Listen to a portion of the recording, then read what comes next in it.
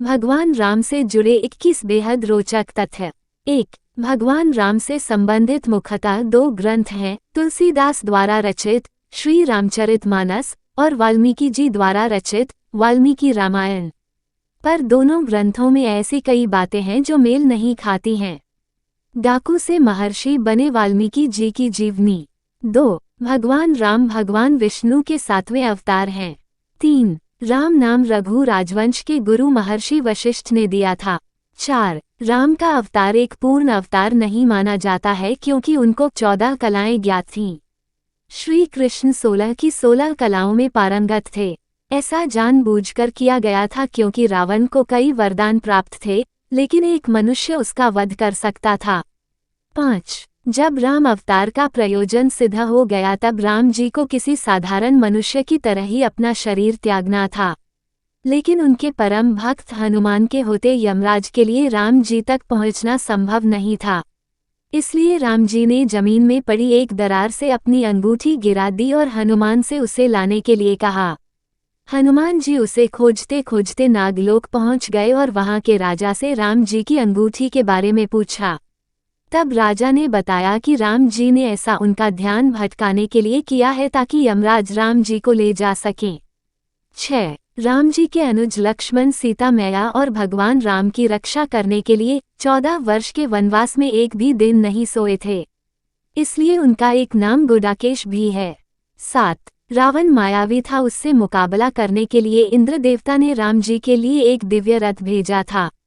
उसी रथ में बैठकर राम ने रावण को परास्त किया था। 8. वनवास जाते समय भगवान राम की आयु 27 वर्ष थी। 9. रामचरितमानस के अनुसार कि राम रावण का युद्ध 32 दिन चला था, जबकि दोनों सेनाओं के बीच 87 दिन तक युद्ध हुआ। 10. लंका पहुंचने के लिए समुद्र पर राम सेतु का निर्माण करने में सिर्फ 5 दिन लगे थे। 11. माना जाता है कि देवी सीता ने बचपन में ही भगवान शिव का धनुष खेल खेल में उठा लेती थीं। इसलिए राजा जनक ने उनके स्वयंवर के समय धनुष तोड़ने की शर्त रखी थी। 12. माना जाता है कि गिलहरी पर जो 3 धारियां हैं वो भगवान राम के आशीर्वाद के कारण हैं। दरअसल जब लंका पर आक्रमण करने के लिए रामसेतु बनाया जा रहा था तब एक गिलहरी भी इस काम में मदद कर रही थी।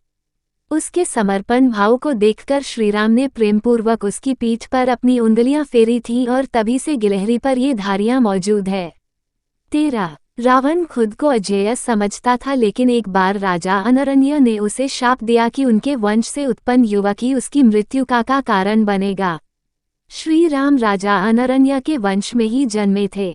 14. भगवान राम 4 भाई थे, राम, लक्ष्मण, भरत, शत्रुघ्न और उनकी एक बड़ी बहन भी थी जिनका नाम शांता था। 15. राम जी के धनुष का नाम कोदंड था। 16. भगवान विष्णु के 1000 नामों में राम नाम 394 नंबर पर दर्ज है।